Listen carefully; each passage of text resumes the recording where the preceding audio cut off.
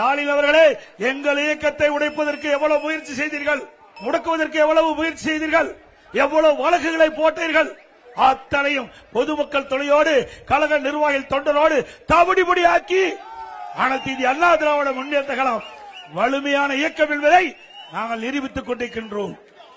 என்று சொன்னால் அண்ணா திமுக கட்சி சொந்த காலில் நிற்கின்றது. திமுக கூட்டணியை நம்பி இருக்குது. அப்படித்தானே?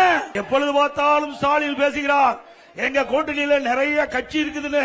எவ்வளவு கட்சி வேணாலும் சரி, மக்கள் ஓட்டு போடுறதால ஜெயிக்க முடியும். அதுதானே உண்மை.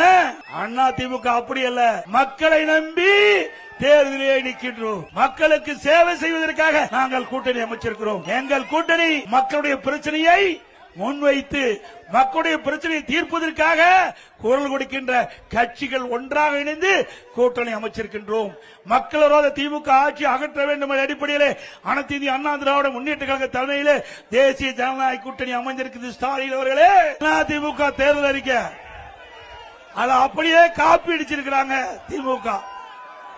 அண்ணா திமுக தேர்தல் அறிக்கையில உங்களுடைய மகத்தான ஆதரவை பெற்று அண்ணா திமுக ஆளுங்கட்சியா வந்தவுடன் அண்ணா திமுக சார்பாக அறிவிக்கப்பட்ட அறிவிப்புகள் பிரம்மாண்டமான அறிவிப்புகள், மக்களுக்கு நன்மை கிடைக்கக்கூடிய அறிவிப்புகள்.